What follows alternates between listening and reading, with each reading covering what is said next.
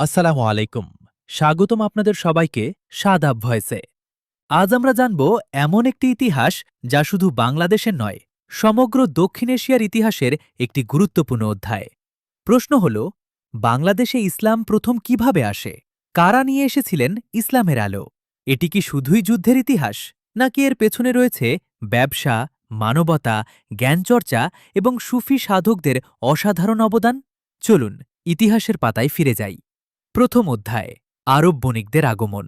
ইসলামের জন্ম সপ্তম শতাব্দীতে আরব উপদ্বীপে।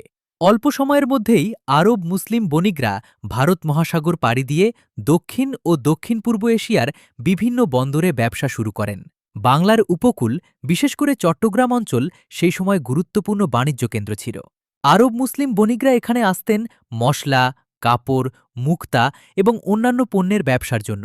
কিন্তু তারা শুধু ব্যবসায়ী ছিলেন না, তাদের সততা, ন্যায়পরায়ণতা, প্রতিশ্রুতি রক্ষা এবং সুন্দর চরিত্র স্থানীয় মানুষের মনে গভীর প্রভাব ফেলেছিল। অনেক মানুষ প্রথমবার ইসলামের শিক্ষা সম্পর্কে জানতে পারেন এই বণিকদের কাছ থেকেই। দ্বিতীয় অধ্যায়, ইসলামের শান্তিপূর্ণ প্রচার।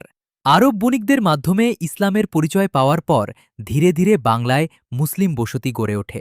ইসলামের মূল শিক্ষা, এক আল্লাহর ইবাদত, মানুষের সমতা, ন্যায়বিচার, দয়া এবং মানব সেবা অনেক মানুষের কাছে আকর্ষণীয় হয়ে ওঠে। সেই সময় বাংলার সমাজে জাতিভেদ ও সামাজিক বৈষম্য ছিল।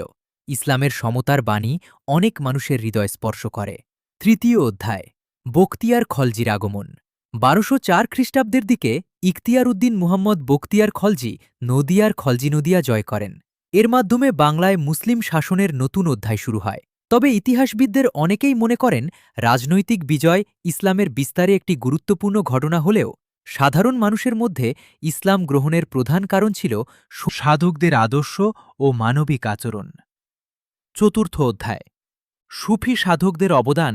বাংলার বিভিন্ন অঞ্চলে অসংখ্য সুফি সাধক আগমন করেন। তারা রাজপ্রাসাদে নয়, সাধারণ মানুষের মাঝে বাস করতেন। তারা অসুস্থ মানুষের সেবা করতেন, দরিদ্রদের সাহায্য করতেন, শিক্ষা দিতেন এবং মানুষের সঙ্গে ভালোবাসা ও সহানুভূতির সম্পর্ক গড়ে তুলতেন। এই মানবিক আচরণ বহু মানুষকে ইসলামের প্রতি আকৃষ্ট করে। পঞ্চম অধ্যায়, শাহজালাল রহমাতুল্লাহি আলাই এর আগমন।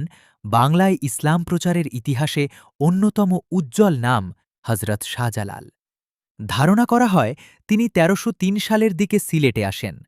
তার সঙ্গে বহু অনুসারীও ছিলেন। সিলেট অঞ্চলে ইসলাম প্রচার, শিক্ষা বিস্তার এবং সমাজসেবায় তার অবদান ইতিহাসে বিশেষভাবে স্মরণীয়। তার প্রভাব পরবর্তী শতাব্দীগুলোতেও বাংলার ধর্মীয় ও সাংস্কৃতিক জীবনে গভীর ছাপ রেখে যায়। ষষ্ঠ অধ্যায়, বাংলায় ইসলামের বিস্তার পরবর্তী কয়েক শতাব্দীতে। বাংলার বিভিন্ন অঞ্চলে মসজিদ, মাদ্রাসা, খানকা ও শিক্ষাকেন্দ্র প্রতিষ্ঠিত হয়। গ্রাম থেকে শহর ধীরে ধীরে ইসলামের শিক্ষা ছড়িয়ে পড়ে।